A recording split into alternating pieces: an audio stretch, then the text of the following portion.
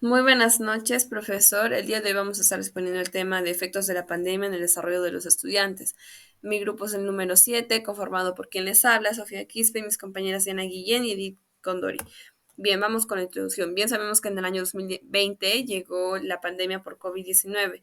Al principio se nos dijeron que iban a ser 2 semanas de restricción por nuestra seguridad, pero se convirtieron en 2 años, casi en 3 años. ¿Y por qué esta restricción? Para conservar nuestra salud. Ya sabemos cómo afectó el COVID en el 2020.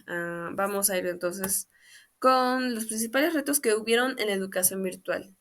Como se vieron interrumpidas esas actividades porque iba a haber un distanciamiento social obvio, tuvimos que recurrir al método que más cercano se nos hacía, que era la educación remota, la educación virtual como la conocemos. Pero eso implicó muchos retos. Por ejemplo, había una brecha económica.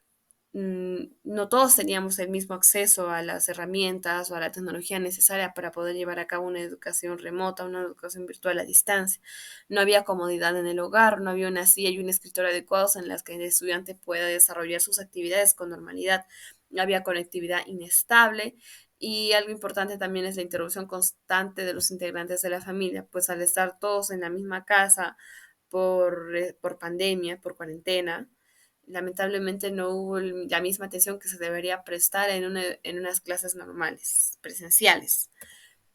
¿Qué retos más habían? Atender a múltiples distractores del hogar, donde generalmente se daban las clases, lo que desfavoreció la adquisición de aprendizajes en los estudiantes. Por ejemplo, también se dice que un 59% manifestó tener dificultades en la atención y la retención de conocimiento y un 63% señaló tener un nivel medio o bajo de concentración durante las clases y un 60% indicó un nivel bajo o medio de interacción con sus compañeros, lo que también fue malo porque para el desarrollo humano, en especial a los niños y los adolescentes, es importante que haya esto llamado socialización, lo que no se dio lamentablemente, pues estábamos todos confinados para mantener nuestra salud y a diferencia de lo presencial, en la virtualidad no hay esta socialización, no es lo mismo que en la presencialidad. Y no solo afectaba su salud mental, sino también su rendimiento académico. En el impacto del aprendizaje, los niños no tenían la misma atención, por lo tanto, se reflejaba esto en sus aprendizajes, tanto por el acceso muy limitado que tenían o por las distracciones que los rodeaban en casa día a día. Se hizo una comparación en 2020 con los resultados del 2021 y vemos una disminución en un punto en las pruebas de matemáticas sociales, una reducción de esa, que estadísticamente se considera significativo, o sea, algo para que era alarmante para ese entonces.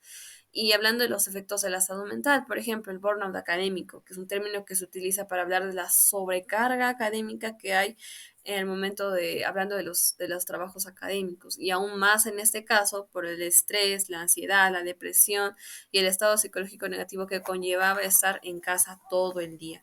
Porque en realidad estar encerrados llega a enfermarnos, especialmente en esa etapa de nuestras vidas, siendo niños o adolescentes.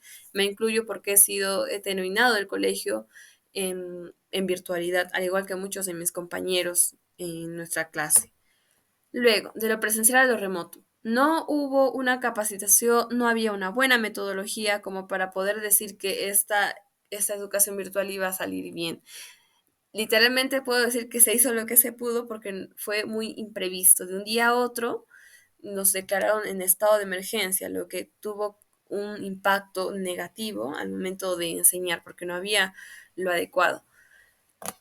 Había incluso la deficiencia del acompañamiento de los profesores a los alumnos, por ejemplo, la tutoría, que es algo esencial en los colegios, o la psicología que ya tienen los colegios.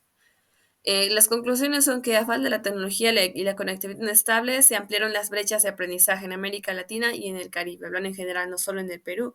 Los profesores no contaban con la suficiente capacitación en competencias pedagógicas y habilidades digitales para soportar las demandas y necesidades inmediatas. No se vieron afectados solo los alumnos, sino que también los docentes. Ahora, pese a la implementación de estrategias, se evidencia la importancia de optar por un retorno seguro a las clases presenciales. Felizmente es algo que ya se está llevando hoy en día. Y brindar apoyo a través de la activación de las rutas establecidas por la universidad ante situaciones que pongan en riesgo la salud física y mental de los estudiantes. Y tener una mente flexible que se adapte ante situaciones imprevistas que surjan en la ejecución de las actividades inherentes y el rol que se desempeña. Como vemos en las imágenes, las actividades que se llevan en las escuelas tienen mucho que aportar al desarrollo de los estudiantes. Por ejemplo, los bailes o las actuaciones o las presentaciones, o incluso cuando el docente indica hacer trabajos grupales o en pareja, eso implica la socialización, lo que es muy importante y esencial para la educación de los jóvenes hoy en día. Y bueno, eso es todo. Muchas gracias.